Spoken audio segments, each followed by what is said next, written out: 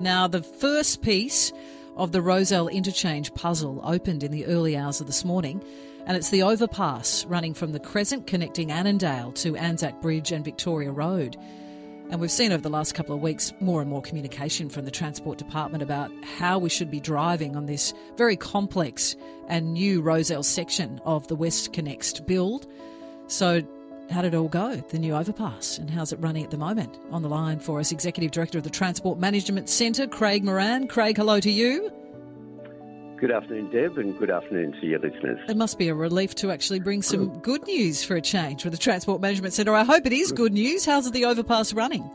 Well, let me say, construction's been going on for many years down there at Rozelle, so it's fantastic to have some good news. And the opening of the Crescent overpass this morning, I would like to say it's gone relatively smoothly. Ooh. There was a few little delays during the early part of the peak, but that eased out as we got through the main part of the peak. And that was just people adjusting to the new arrangements. So there's nothing new about that.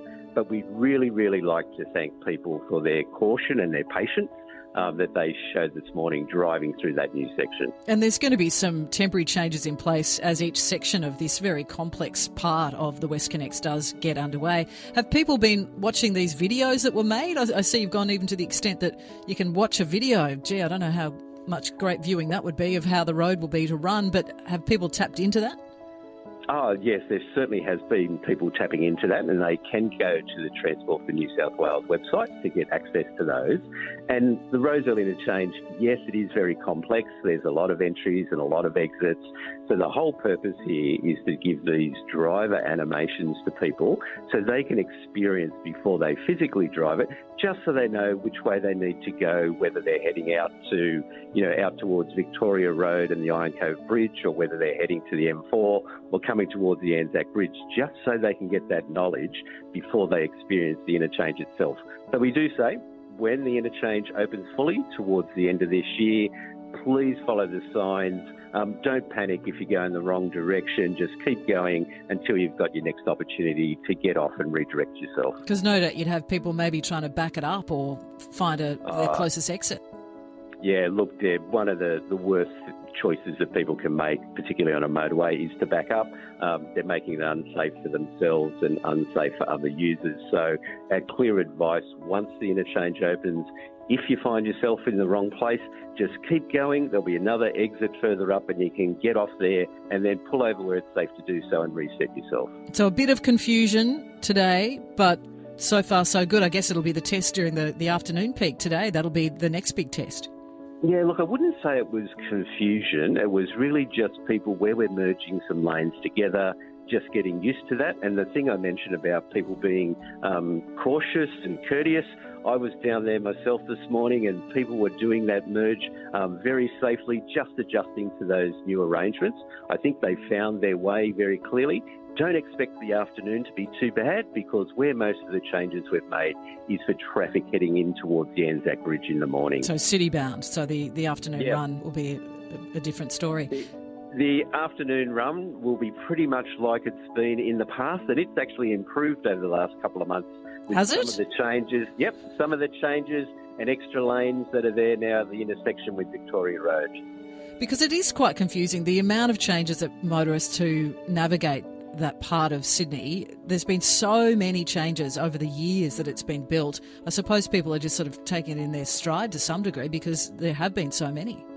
Oh, look, it's been very complex and it's caused a lot of disruption. We recognise that, both to the local community and to the travelling public through that area. Very difficult to build it in that constrained environment, but we're getting to the end of that and the whole thing will be open before the end of this year. So then we'll be able to move on and people will be able to get the benefits out of this significant investment. And is the Crescent, the overpass, is that the only free part of this whole Westconnex project in the Rozelle Interchange? No, so when Rozelle Interchange opens proper later this year, there is a dedicated tunnel link which gets you from the Anzac Bridge out towards the Cove Bridge towards Tremoyne. That will be a free link, that particular section. The other tunnels that connect you down to the airport or off to the M4, they'll be tolled in the same distance-based tolling arrangement as the rest of the Westconnex network. And what's the next step in the opening? Because I know that there's a lot of work in the parklands. It looks as though the turf and all the planting and even the pedestrian walkways all pretty much close, ready to go. But what's the next opening stage? So parkland's coming along gangbusters, as you said, with all the trees and the grass and all the fencing going up in that area. But the next big change coming up towards the end of the year will be the opening of the full interchange itself, and that's why we've produced these virtual drive-throughs for people so they can just familiarise themselves, because that's the big change which will happen before the end of this year. And will you open, though, because obviously there's many parts to the interchange, will you be opening it in sections, or it'll just be cutting the ribbon on one day? It will be done in stages overnight, making those various connections, but come when the day's ready to go, it'll be all open in the one go. But by the end of the year? Correct, that's right. Now, the other element to this is navigating these new roadways, and obviously people rely on the map apps on their phones, and Google Maps has been updated this morning, but Apple Maps has not. How quickly will you be updating Google and Apple and the other mapping companies about the changes and the opening of the different parts of the interchange?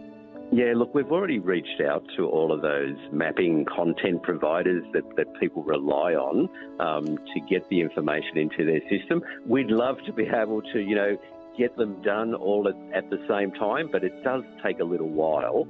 So we do still say to people, please follow the signs and any other directions, as well as relying on your navigation system. And time-wise, how much time will motorists save? I know that modelling's been done on this as a result of the Rozelle Interchange. Put that into perspective for us.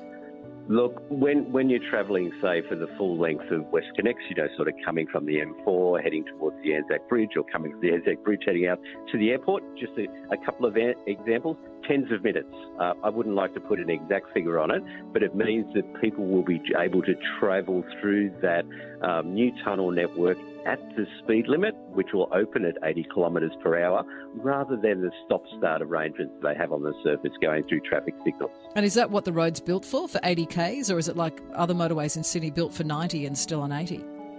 Look, when it opens, it will be signposted at 80, and there's already a commitment on the table to work through lifting the speed limit on Westconnex to 90, but we can't do that work until we get this final stage of Westconnex open here at Rozelle Interchange, and then move on to those other arrangements.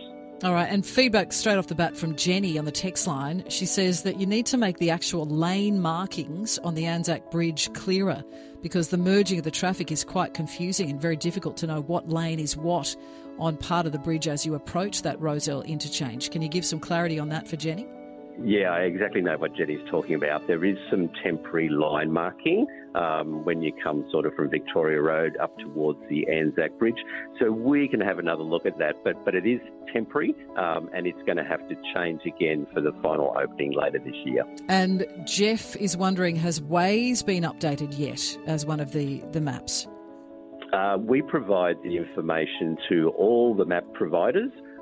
So they can access it, but then it's up to their own commercial arrangements at what time they update their data. Okay, we've just found out that yes, Waze has updated. So there you go, Jeff. You're ahead of me, Deb. Well, let's hope that you get ahead of the game, because we want this to run as smoothly as it possibly can. But Craig, thank you so much for joining us.